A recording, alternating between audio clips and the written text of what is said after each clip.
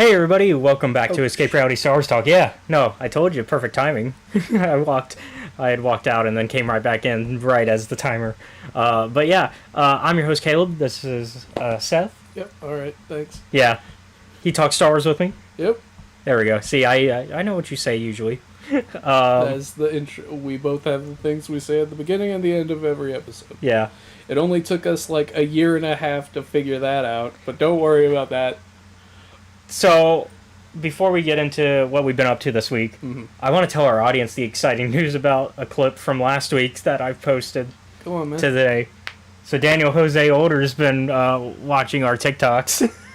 Yay. Because, well, to be fair, I tagged him on Blue Sky. And then the TikTok video is in that tagged post, and then he commented on it, which he's really good at commenting.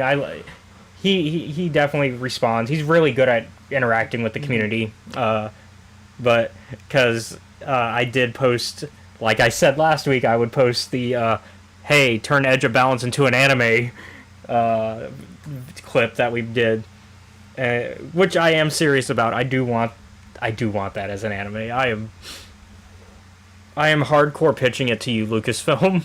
I have tagged Disney and Lucasfilm in the post, and I have also tagged pretty much all the authors that were involved with making the manga, because they deserve their due and credit for that as well.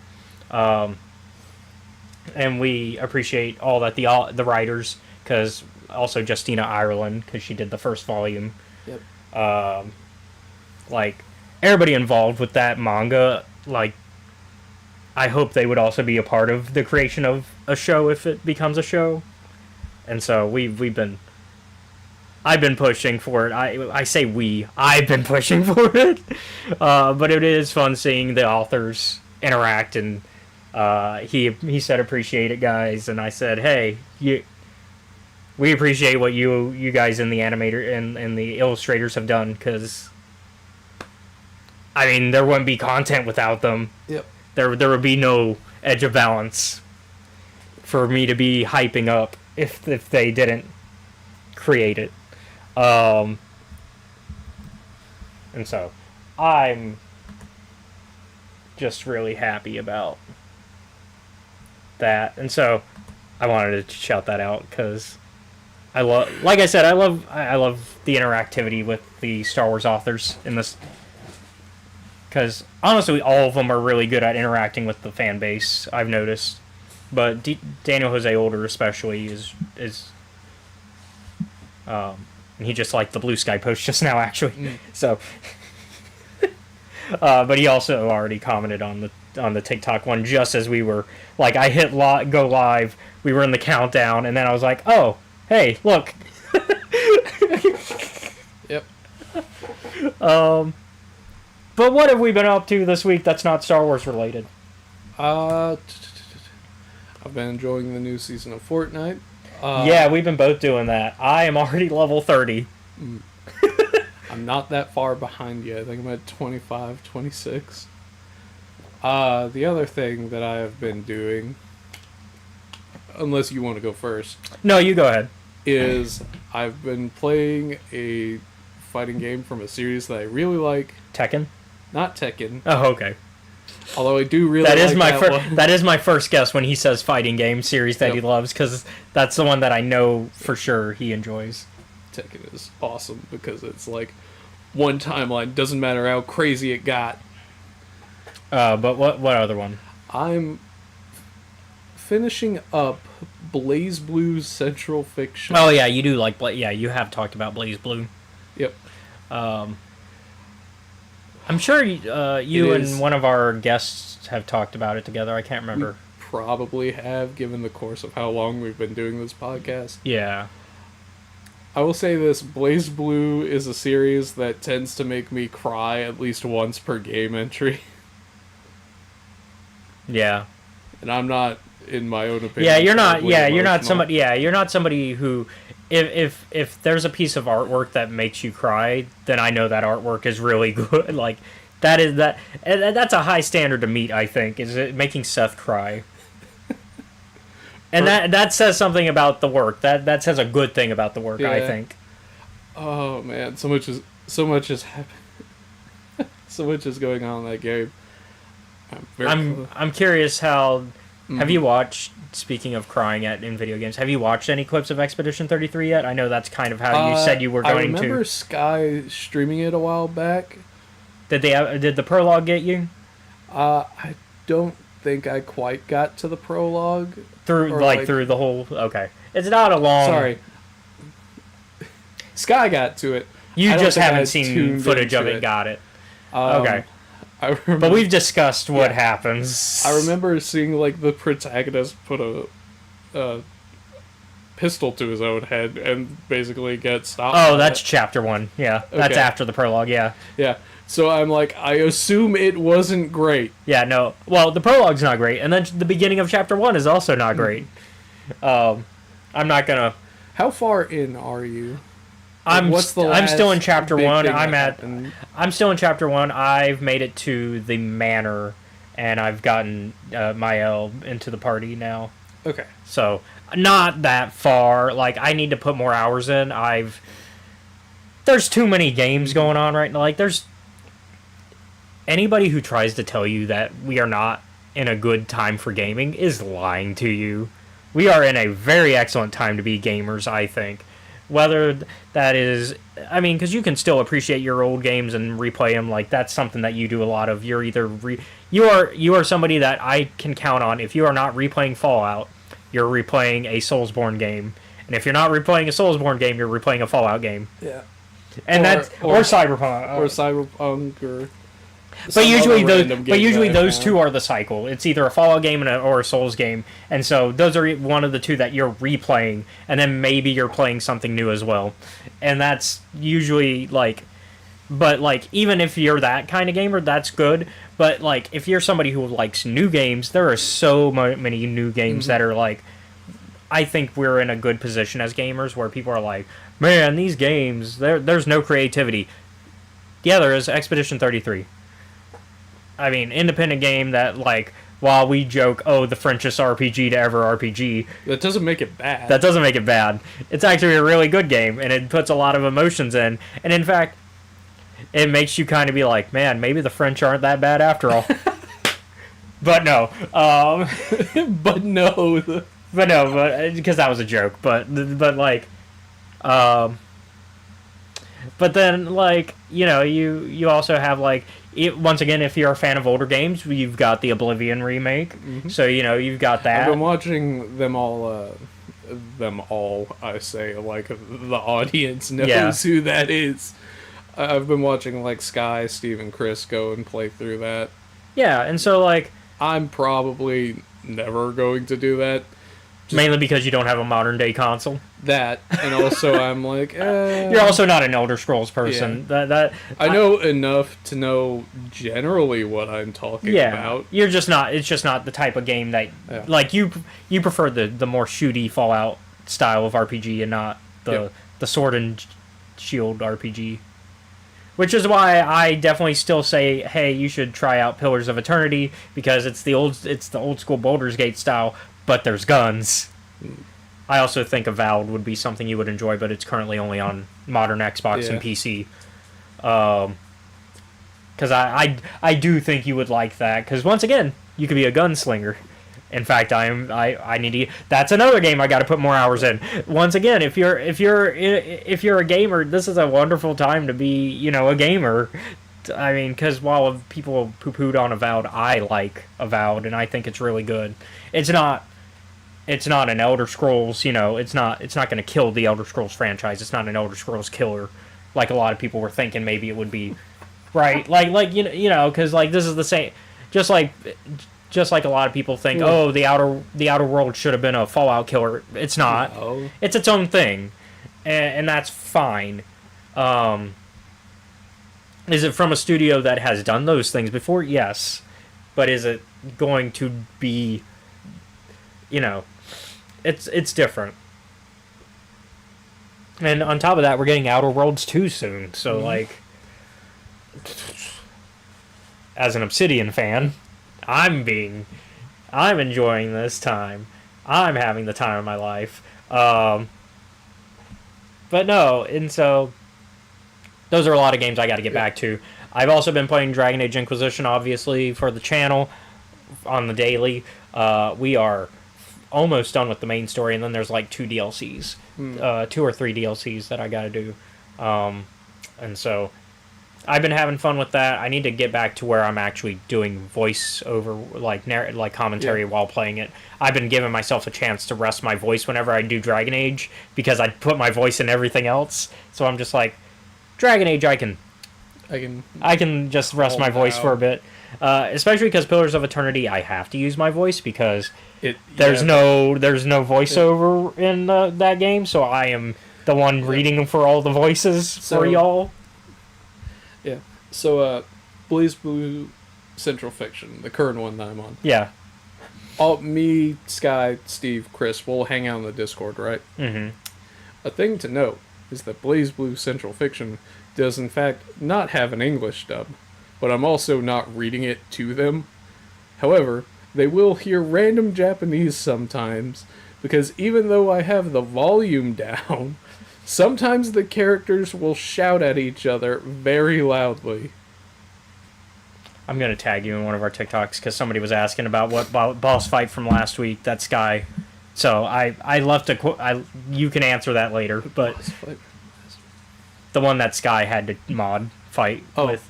So I think it was the last fight, right? Yeah. But I left that for you to answer on TikTok because I am multitasking. I am listening to you while also keeping an eye on stream while also TikTok.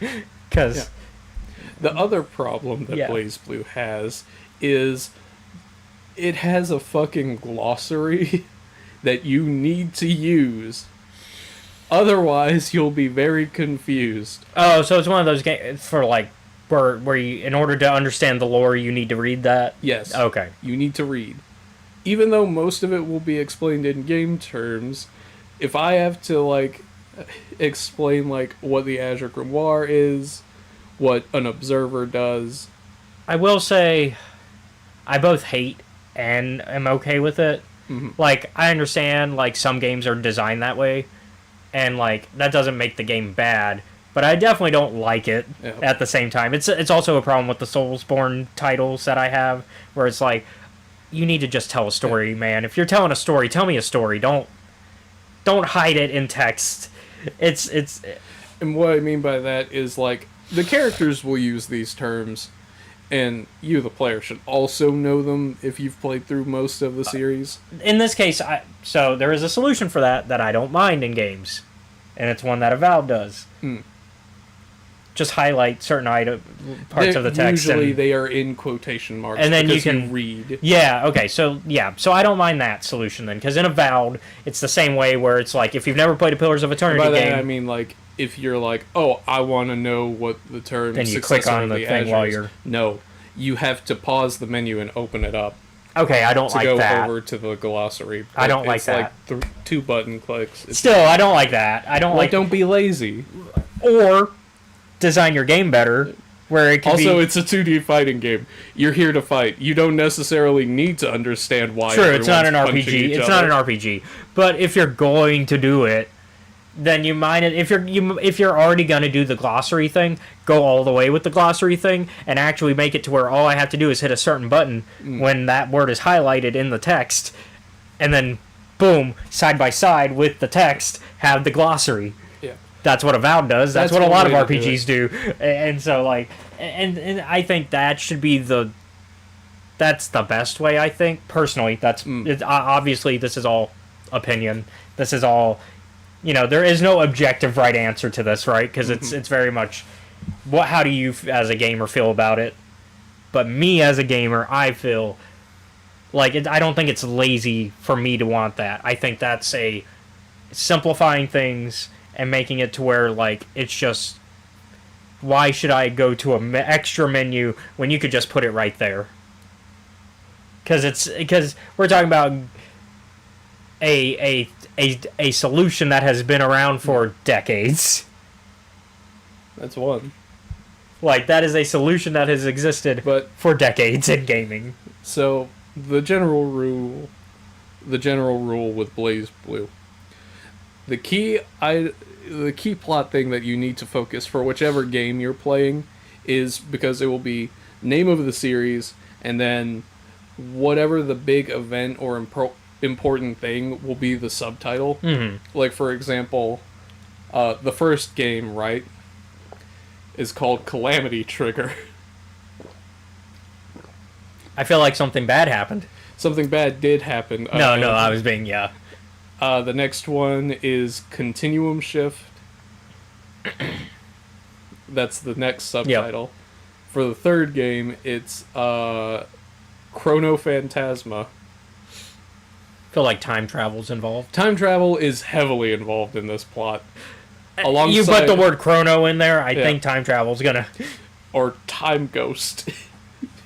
For those who don't want to deal with a bunch of bullshit. Yeah. And the last one is Central Fiction. Keep in mind, for the most part, this is a fighting game about a bunch of people punching each other so that they can get to, like, a robot god in the sky. Oh.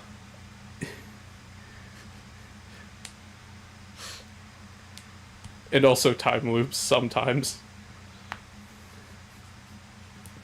Magic is involved, but that they've scienced the magic and magic the science. Yeah. Also, hope you understand how, like, observation affects things like probability, because that's a key plot point that you have to understand for the entire fucking series. But yeah, I've had a blast. I'm almost at the end. I think I've got like 2 or 3 more, because Blaze Blue is one of the ones where it's like you can make choice. It's like a visual novel and a fighting game. Yeah. What about you, man? I've also been so the Grand Theft Auto runs is almost at an end.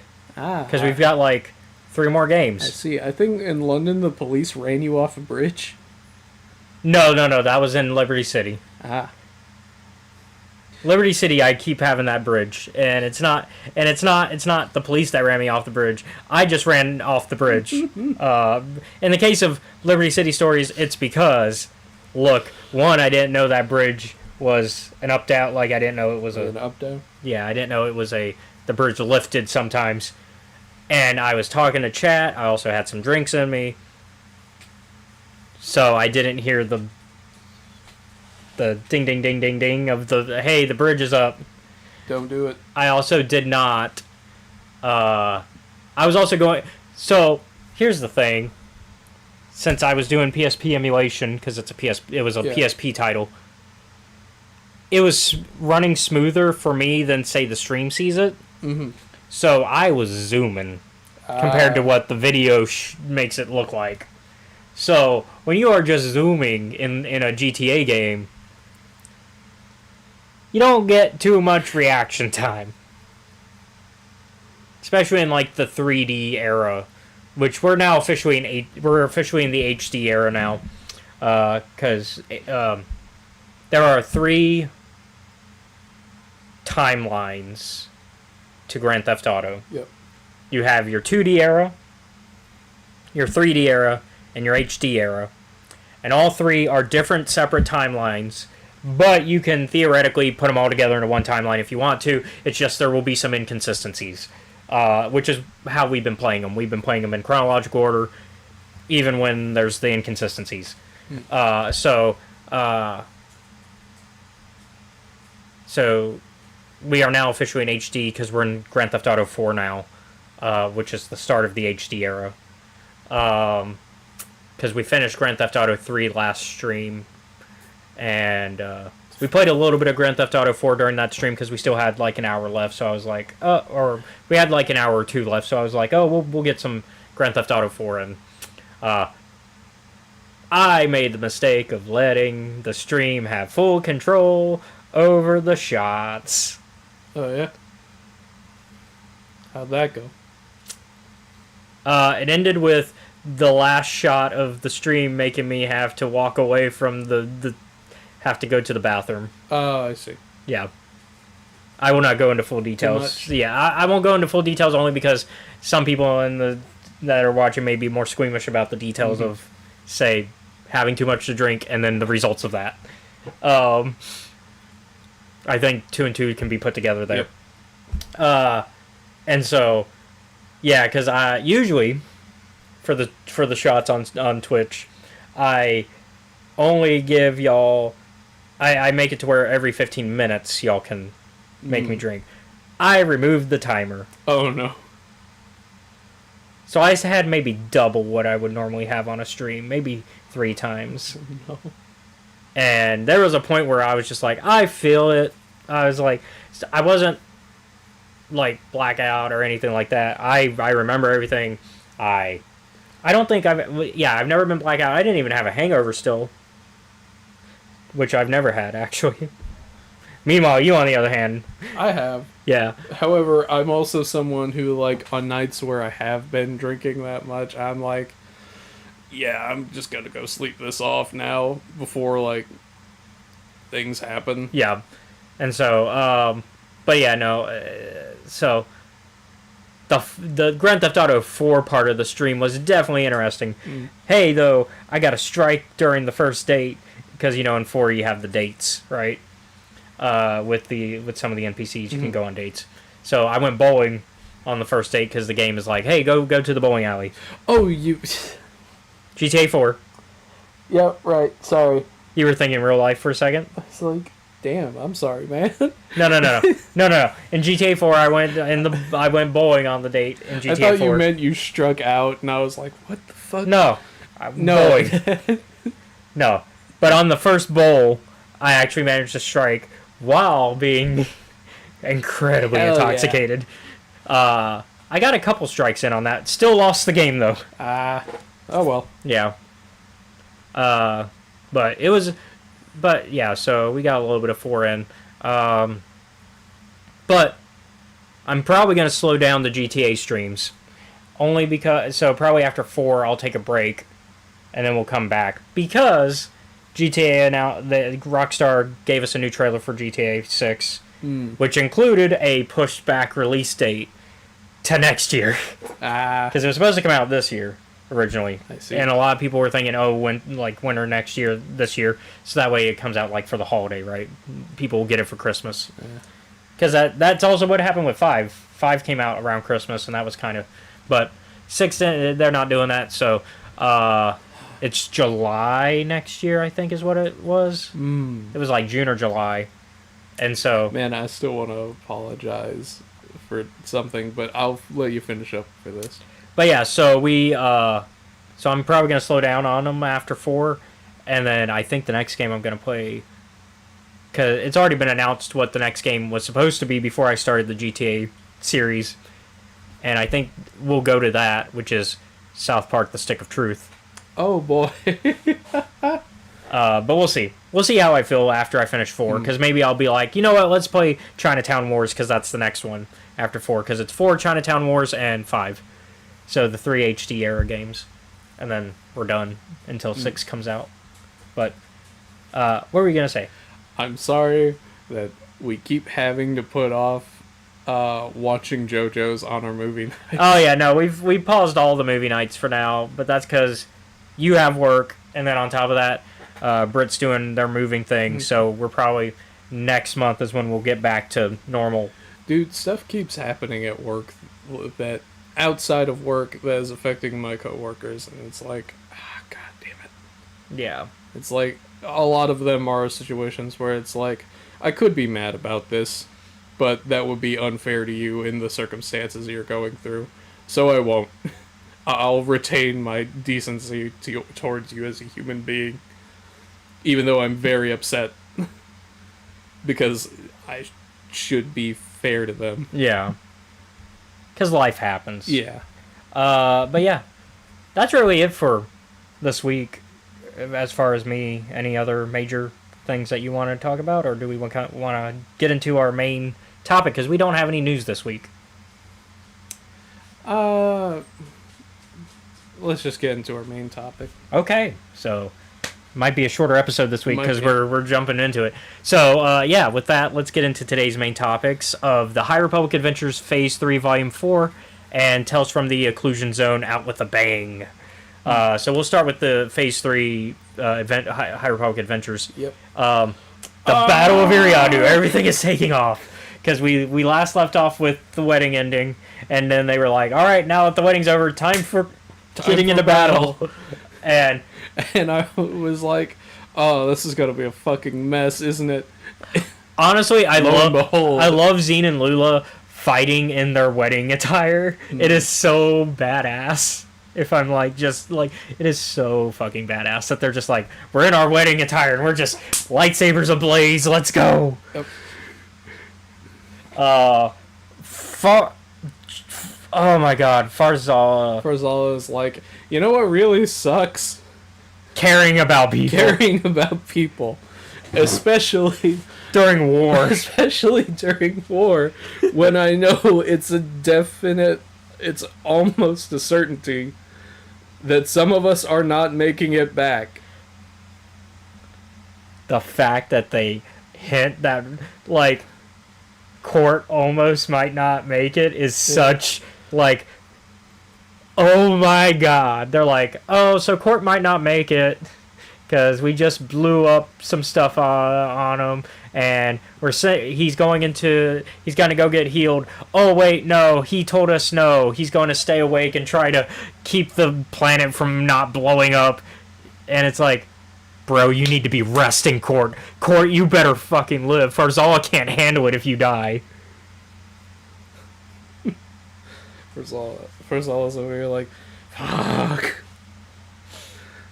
Alright. Because Court is initially the one in charge of the main, like, frontline assault.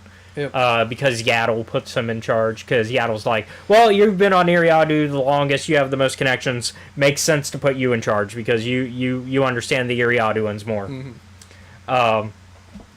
So Court's like, okay. Meanwhile, Yaddle and some other select Jedi and those who are in the know of what's beneath Eriadu are sent to deal with the power problem. In case y'all forgot, the entire planet is powered by lava, and because of how unstable things are down there, the planet could blow up, or at least the cities that it powers, at the very least, which would be the two main cities, the capital city and Briefang. Yep. Yay! And so, meanwhile, there is a spy within the hierarchy who does not know what's going on within the tunnels, but knows that, hey, something's going on, and is reporting back to the warden and being like, to the warden's annoyance, by the way, because the warden's like, I'm busy trying to run a frontal assault, and this guy keeps calling me with no new information. Meanwhile, their grandma is basically like, I'm old, let me die, don't tell them anything. Granny's ready to go out. Yep. It's like, fuck, I've been around for 400 years, let me die already. Granny goes, don't tell them a thing, I'll die with honor. And I'm just like, hell yeah, Granny. He's like, no, please don't hurt my grandma. I'm like, Grandma's like, I don't fucking care. I'm like, I'm also in the same spot as Grandma. I do not care about you. You got introduced in this comic, and I don't give a flying fuck. Well, it's not even that. I'm on Grandma's side because it's just like, yeah, you've been around for 400 years. You've lived a good life. Yeah. Why? And also, the Eriaduans are like proud, like staunch, like they're very much insular and very much. Yep. So it's very weird that this spy is so willing to give up their city. Yeah. And it's just like, really? Then there's also one of the like 4 members of the Quintad. Yeah. Ruling like members of Eriadu. He's like, yep, I'm defecting to the Nihil. And eventually the warden's like, cool. Also, we're gonna sacrifice your people in the process of taking over. He goes, what? He's like, yeah, that's what we're gonna do. Yeah, that guy is very quickly regretting his him and the spy, and the one other guy that they've actually the spy. I don't know. I don't think the spy is ever apologetic about what they're doing. but that person They is. do both share of one of his like lieutenants is like gets also has a shocked face when he's like, anyhow, we're gonna bomb our own people. Oh yeah, and they're both like, what? Yeah, the lieutenant, because they keep talking, they keep going to the warden, and they're like, hey, your spy code name is trying to call you, and the warden's like, why do you keep announcing the code name? What's the point of it knowing the... What's the point of having a code name if you're going to announce that they're a spy to everybody in the room? Yeah. Which Driggett's in the room at the time. Driggett. Which, that's funny how that works. Because Driggett Driggett is also spying. I think Driggett hates the Nihil more than I did. Which is saying something. But it's also fair, because Driggett's actually living through the situation, true. Whereas you are just reading it. I'm just observing it. Yeah, you're just a third party. Yep. You're like, I'm just observing this, and I'm angry for you. And then Driggett's like, imagine living it. But yeah, so Driggett is like just... I like Driggett's arc throughout this, because Driggett is... like, we are hitting the end of the Driggett spy storyline, where Driggett's been feeding information to the Tarkans and the Resistance front, and then we're getting to a point where she's about to finally reveal her plans, and and so I like that. I like Farzawa's storyline of kind of coming to terms with being a leader and also being a Jedi and what that means, and because Farzawa's put in charge of the forces once Court gets injured. Yeah.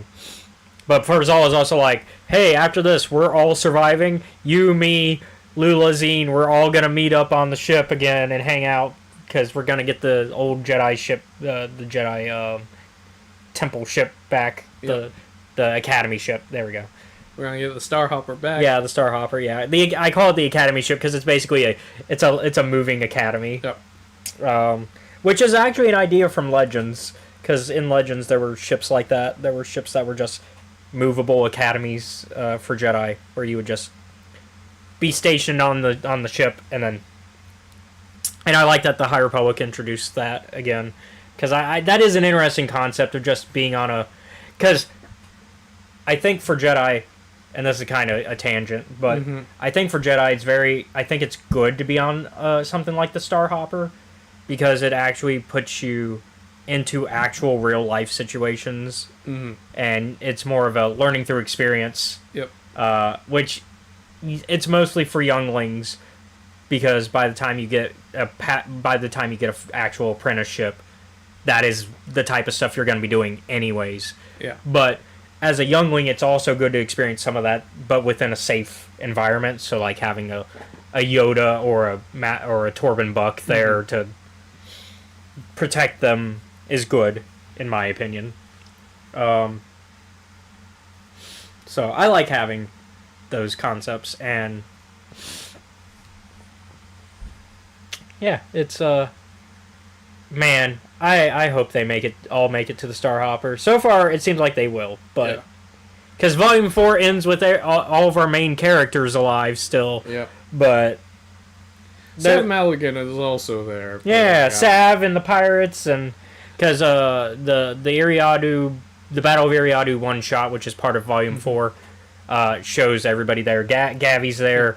I guess Ram shows up at some point, because Gavi initially is like, oh, Ram's not here during the wedding, but I guess he gets here afterwards, because it's explained in this volume, but we actually see in a comic that we haven't read Fear of the Jedi yet on the podcast. I've been reading it, but they actually showed the wall going down. Okay, yeah. It is mentioned. Yeah, they mention it, and because they're like, man, where'd all these Republic forces come from? And then they're like, oh, the OZ wall is down. Oh no, said the Nihil. Oh no, said the Nihil. And it's like, about fucking time. And we don't have an answer for why, though, I will say. Yet. We just know it's down, and therefore open season to, and specifically the warden basically has called for a all frontal assault on Eriadu, and like basically called in all Nihil forces to go here, and basically recalled them off of any other planets that were in the OZ at the time. So this is basically the last stand of the main Nihil forces in the OZ. Obviously, Marchion's not there himself, and even some of his main generals, like Vice, who is his like his Minister of Warfare. So like, they're not there. We know that Baron Bulan's captured at this point. Yeah. We know that and Gira's somewhere. We know the other scientist with 2 names. Niv Drendow. Yeah, Niv Drendow. We know Niv Drendow has basically turned sides at this point. ? Defected into custody. Yeah, we know he's defected at this point. So really, this is the Battle of Endor. For to put this into relations of like in terms that we can understand. Yep. The Battle of Eriadu is to the war against the Nihil what the Battle of Endor was to the Galactic Civil War. It may not be. It's not the last battle, but it's the last. It's the big war. One. It's the big one that's going to change changes the scales. And so, the results of this are going to decide the end of the war, and we'll have one more big battle, which is what I assume the next adult novel is going to be. The last adult novel is going to be delving into is the actual like final like their version of the Battle of Jakku, because the battle once again Endor is the end of the war, but really Jakku is the end of the war, right? For Galactic Civil War. So this is the Battle of Endor, and then we've got our Battle of Jakku coming up, which because there's still going to be some remnants of the Nihil left over, because in this case they didn't even take out they're not even taking out the leader of the Nihil, whereas at least with the Battle of Endor you took out Palpatine. Here you haven't even taken out the leader, so because he's not even there. He's busy mocking Yoda. No. Yep. Well, no, because at this point that's already been happened. Cause, but you know he's doing other stuff. He's doing whatever he was doing in. He's trying to figure out how to be. Yeah. How to not be a liar. Yeah, in Into the Light. Yeah, he's doing Into the Light stuff at this point. Which he might have some difficulty doing now that most of his scientists are captured and / or dead. Captured or defected. Captured, defected, or dead. Yeah. Which also that's 2 out of 3 scientists that have defected on him, by the way. Science community, do not work for Marchion Ro. He's a bad guy. Because we've got He sucks. He does not give enough money. 2 out of 4. Sorry, 2 out of 4. Because I got to include our dead. What's her name? Well, no. She's dead. Yeah. Because Into the Light, they deal with her. But Niv Drendow turned, and then what's his name? The bat one.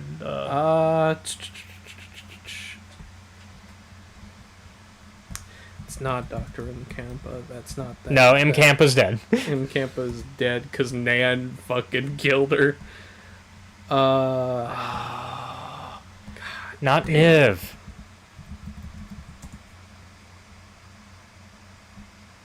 God damn it. They really don't want me to know.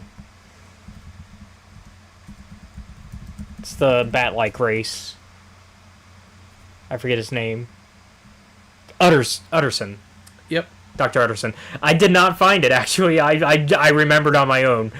I'm proud of myself. But Dr. Utterson, yeah, because he switched sides. Yep. And now he's, like, friends with Dexter Jetster because of grenade situation. That was funny. Yep. But yeah. So yeah, 2 out of your 4 scientists have defected, buddy. Mm-hmm. And then one of them is dead, and then the other one is captured. Yep. So, not looking great for the Nihil. But no, this is. I think the Battle of Eriadu, like the build-up for it, the payoff is actually kind of on par for the build-up. This was a case of where like they built this up as this is gonna be basically the Battle of Jeddah. I wouldn't say it's the Battle of Donna levels. Yeah. They were building up as Battle of Jeddah levels, and I would say it meets that. It's on par with Battle of Jeddah levels. I would say, honestly, more destructive than even Battle of Jeddah. But once again, not Battle of Donna bad. Mm-hmm. I'm expecting. God damn, that was bad. I'm expecting the last battle to be more Battle of Donna bad. Mm-hmm. I'm expecting more main character deaths during the last battle of this series. Here, maybe a couple of main character deaths. We just didn't get them in this particular comic. Yeah. We had a short scare with Court's little apprentice though, because they took their mask off in order to correctly settle the pipe, so that way the lava would flow correctly. Because they were like, "Hey, we've almost got it, but it's still just a little janky. We need one more main push." Yeah. And so, like, Court's little apprentice is like, "I've got this." Wait, don't do that. And, like, Yaddle's like, "What's wrong?" And Court's like, no, we need that because until you become of age, your emotions get all, you don't quite conquer your emotions without it. Wild and fluctuate because they're a cubone. Yeah. Basically, it's to, like, kind of quiet the mind, essentially. And we see that Court has to, like, force pull them in and put the mask on because they're fighting putting the mask back on. And Court's like, no, you need this. Because they do manage to recenter it, but then they're like, Court's like, all right, now that we centered that, put this back on. He does this while healing up from a blaster shot, too. Yeah, he is not dying, but he's definitely in bad shape. Yeah. And so... Because there are way more Nihil here than I initially thought. And it doesn't help that the Warden Well, because the Warden has the Warden also has a base here, so, like... well, not anymore, courtesy of Drigget, yeah. Gaffy. Which that goes into the one-shot, that's part of this volume. Because Gavi is our main character of the one-shot. We get to focus in on Gavi and Drigget and kind of their emotions of what's going on. And, God, the payoff for that is so good. We get Gavi, Rue, and Drigget together, and it's great. And then Emilcine is like, bring Drigget back, and Drigget's like, but I'm not coming back. But I imagine not coming back with Gavi. Because Gavi goes, hey, we can finally go home after this, we can go to Valo. And he's like, I can't go back there. Which, that's our next High Republic book, is we're going to talk that, but that's like a few weeks from now. Because that came out this week as well, is the junior novel, so which I believe is back on Valo stuff, which means more than likely we're going to get the entire payoff of that arc, which Gavi probably coming back to Valo to like take care of things and be back with Kildo and Tap Tap, especially Kildo, because we know that how he feels about Kildo. A Valiant Vow, which I believe is supposed to take place back on Valo, but we'll see.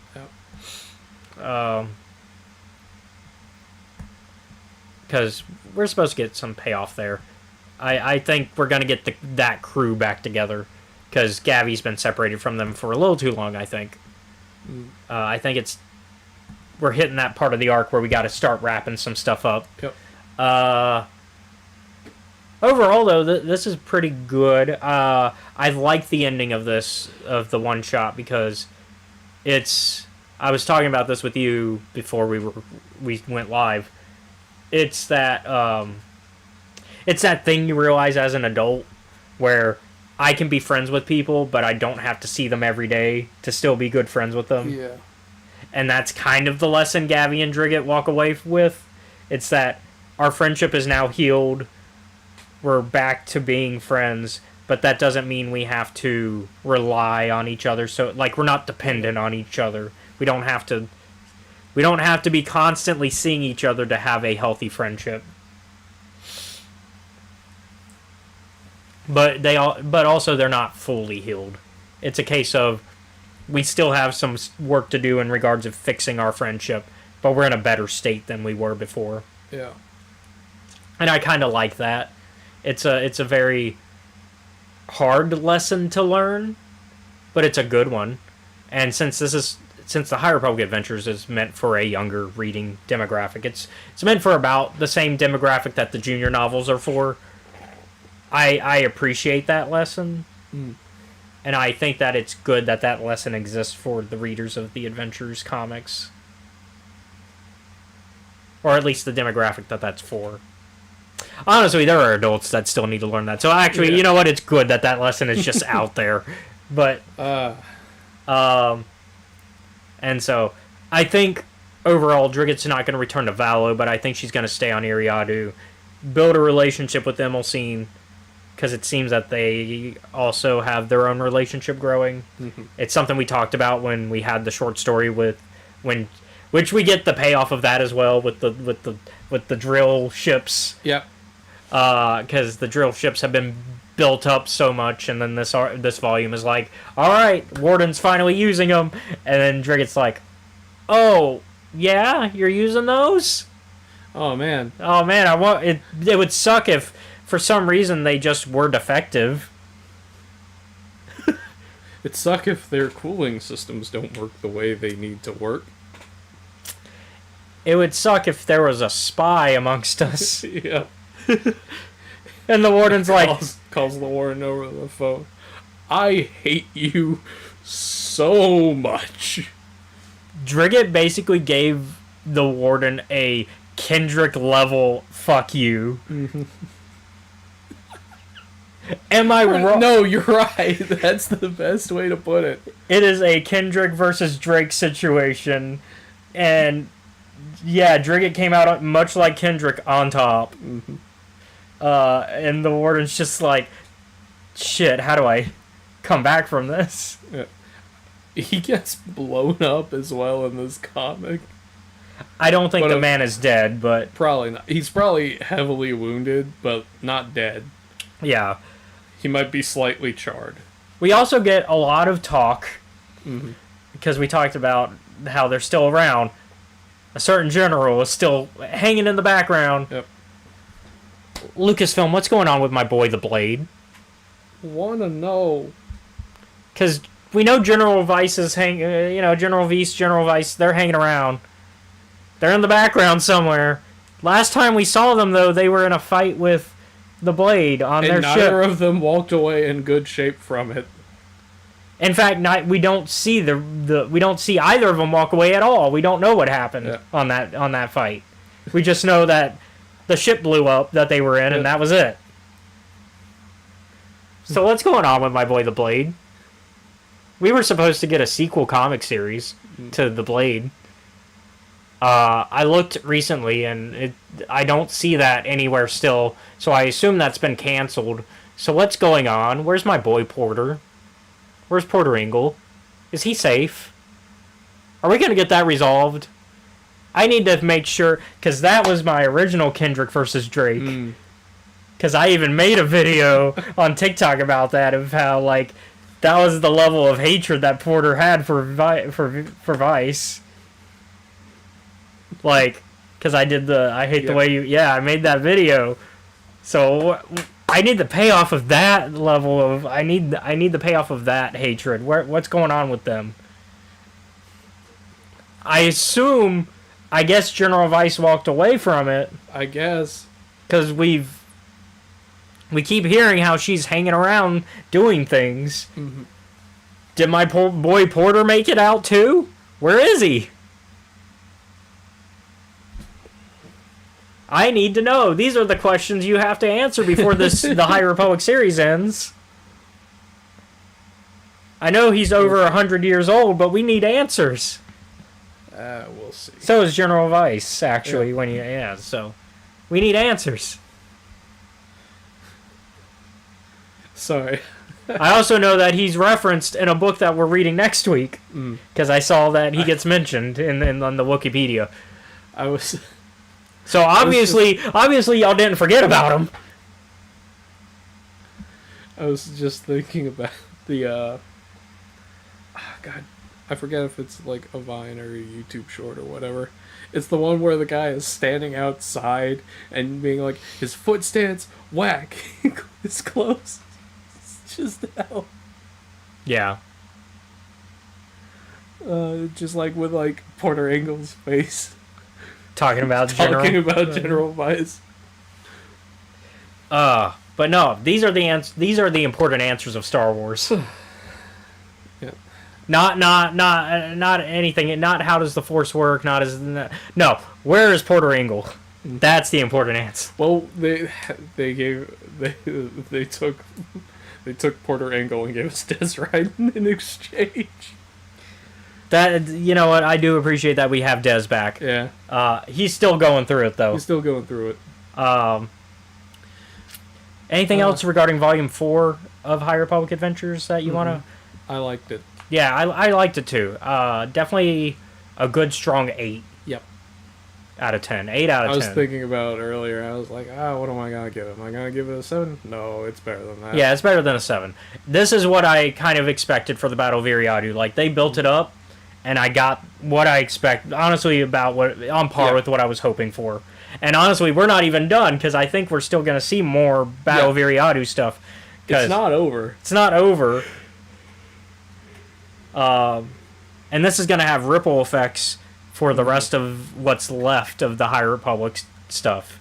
Because, like I said, this is the Battle of Endor equivalent.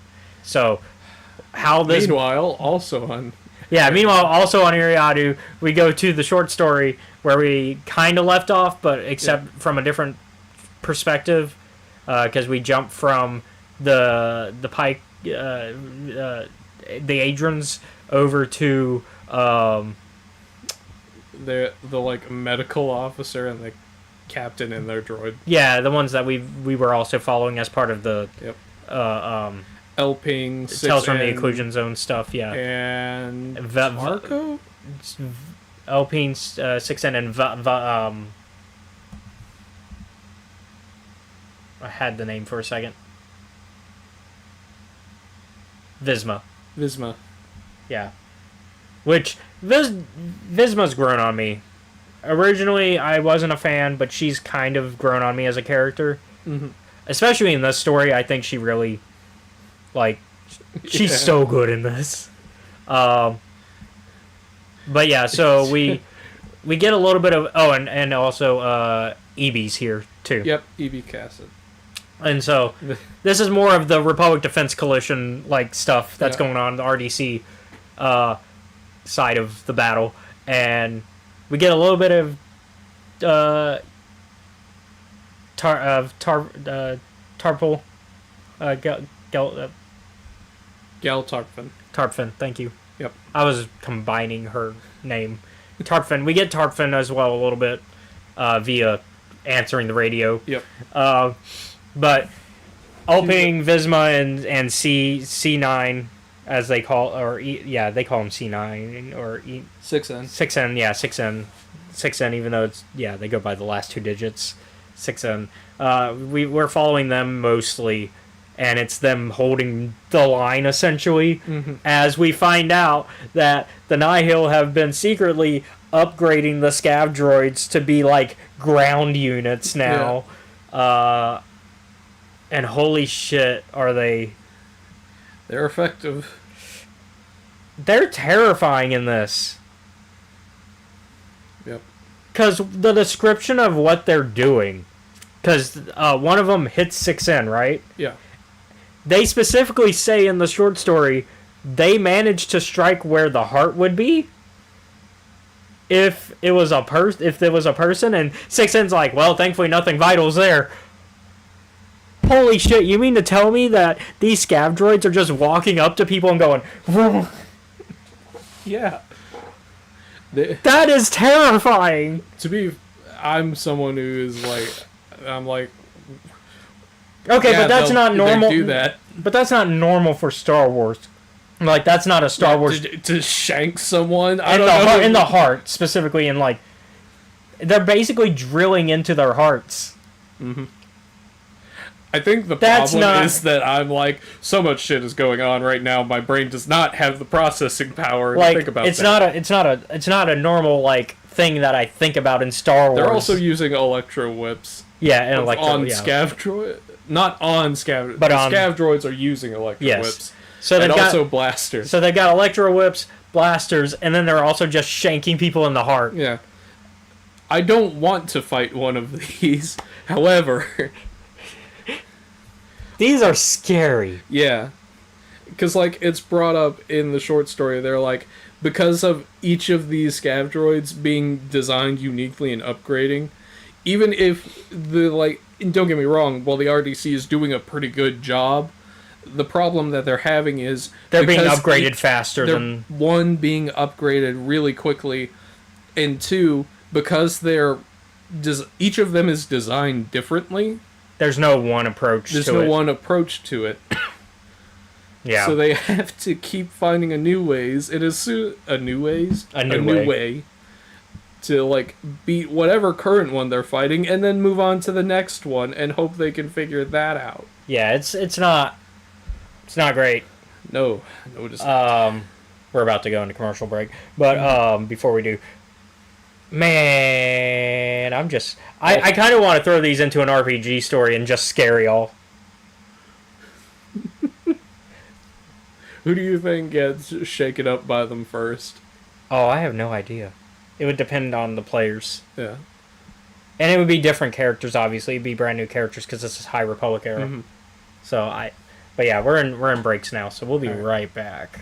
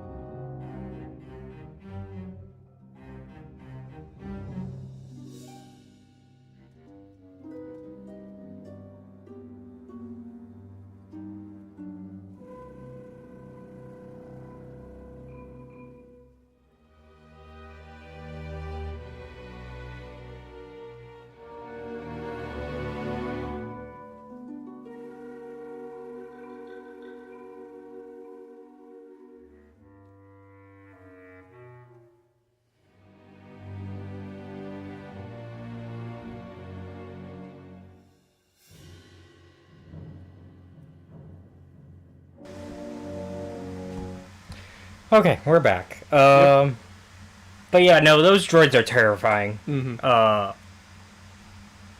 It's because like you're trying to be like, well, why are they terrifying? It's because of the fact that Star Wars, you don't generally deal with people just being struck in the heart like that, especially so brutally.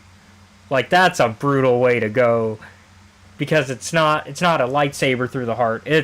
I think Because there's a difference between like, oh, a quick lightsaber through the heart. No, I think you're assigning them intent, whereas to me, I'm like, oh, that's just where they happen to get them.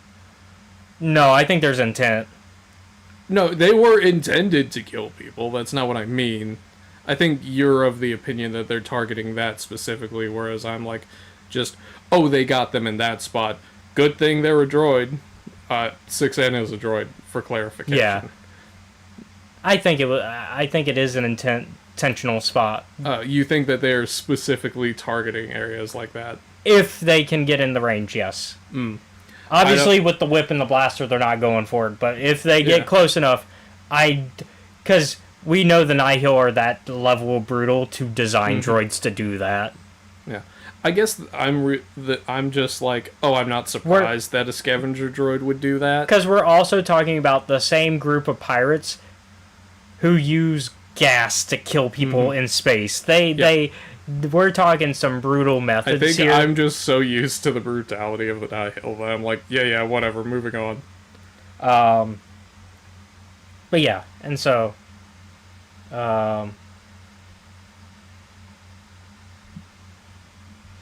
it's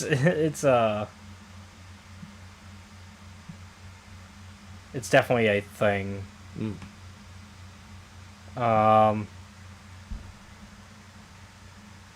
Anything else that you wanted to throw out before we kind of go over the main story a little bit more? In terms of like things that caught your interest of that?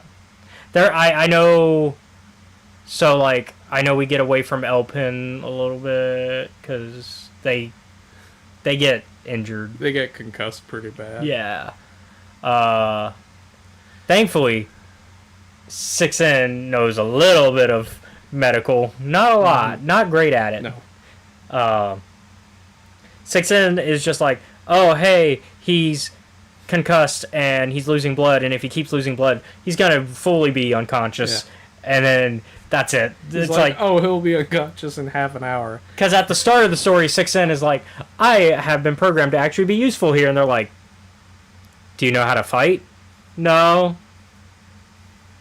Then what good are you right now? Do you know how to fight? No. Do you know how to fix a weapon? No. Alright, well, what can you do? And he's like, I can tell you your friend's gonna bleed out in half an hour if nothing's done. And, like... What's funny is that... Captain Lady is like, yeah, that doesn't matter. Sit down, put your hands here. Yeah. Visma's like, no, you need to actually apply that knowledge. Otherwise, it's... She's like, you fucking bolts. It's the difference between book smart and street smart. Yeah. It's like, you may know the thing, but you have to apply it. And 6N is not good at that. Yeah. Thankfully, actual medical team shows up and is like, okay, we've got this from here. Go. And so, Visma and 6N and... no. EB and 6N, I think, at this point. One of them. I don't know. Anyways... No, it is Visma. Anyways, they go... Hold on, I can pull it up. Why am I being like, I don't know. I've got the story right here. I can pull it up.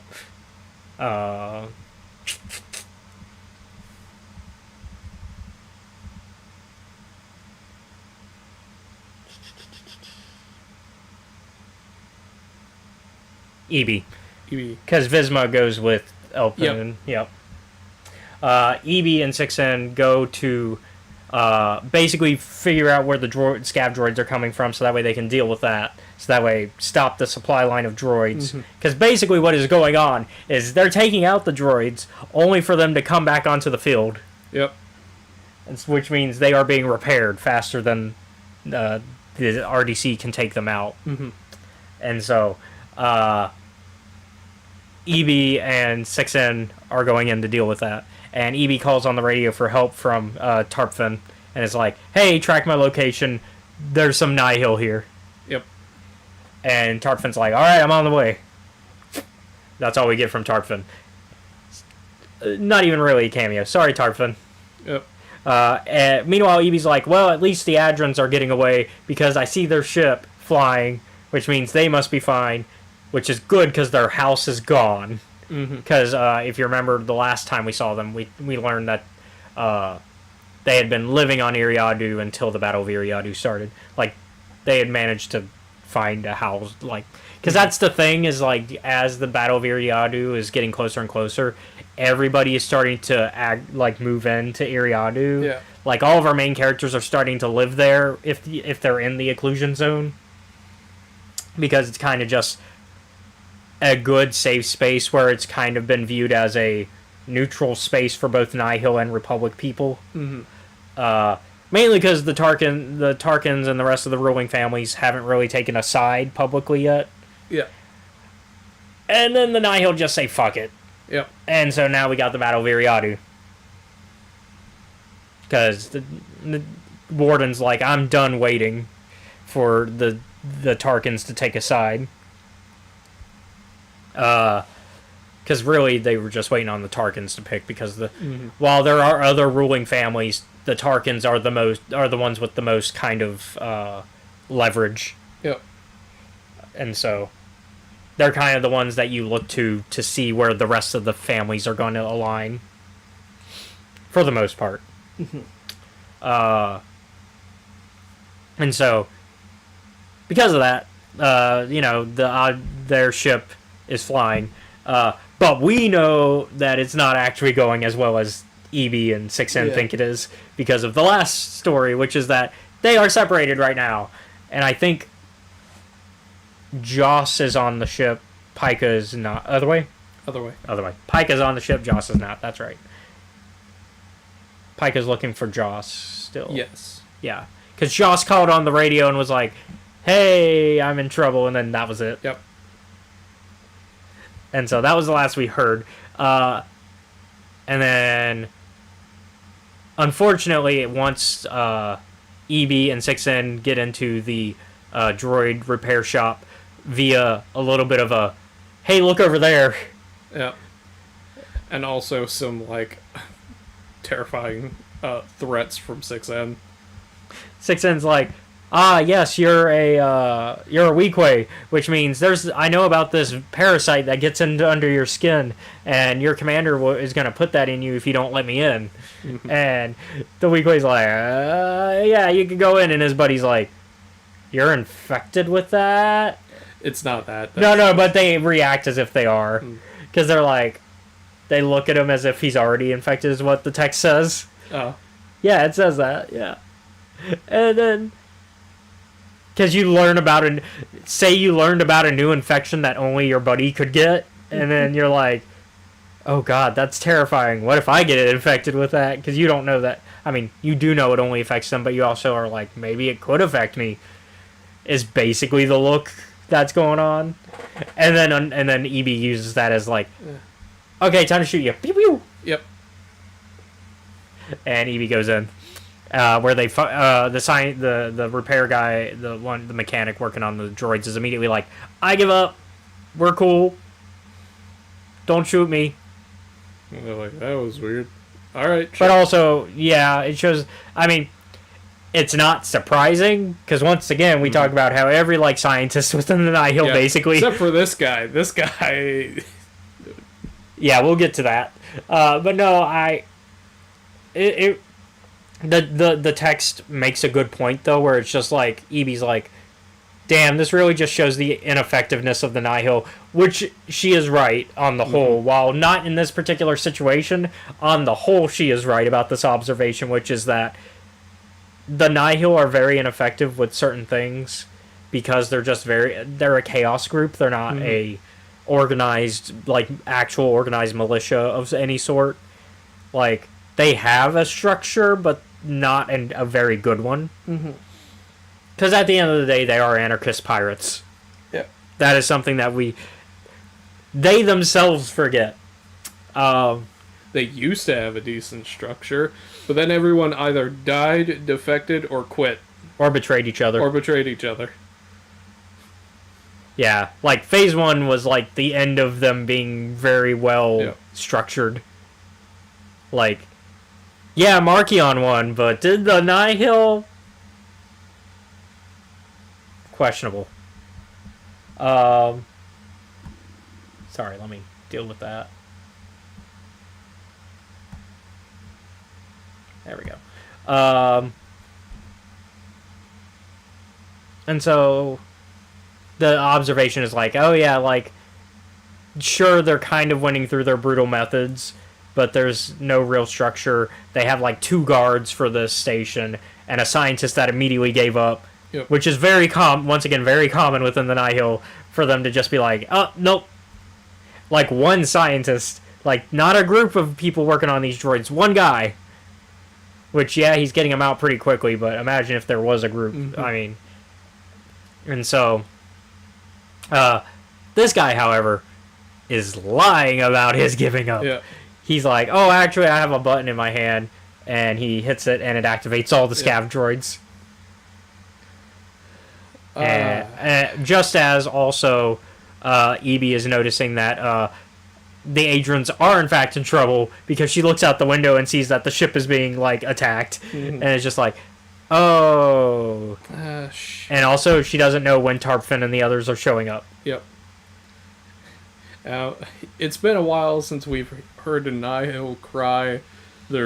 This means that this guy is like an older Nihil. Because it's been a while since we've heard one scream out, "Ride the storm." Yeah, yeah. And I'm like, oh, fuck, this is a day 1 guy. Yeah, this is a old school. Which means problems. Yeah. And so that's where the story ends, which leaves us on a pretty big cliffhanger. It says conclude, so I assume the next one is our last one. I think that's what I confirmed because I looked at like the schedule for the High Republic stuff that's left, and I think, yeah, we only have one more short story because we are hitting the end of the High Republic very quickly. Oh, I'm gonna miss it on one hand, I'm gonna miss it. On the other, I hope we still get more stories within this era, just not part of the overall narrative, right? Which I think is going to be the case. We'll see, though. I only give this really a 7. I'll give it an 8. Okay. I'll give it another. But overall, for today's episode, a combined score of 60. Yeah. So, not a bad...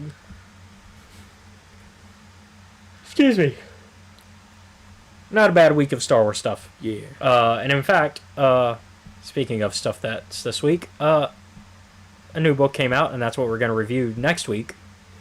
Which I will reveal specifically what we're reviewing in a second.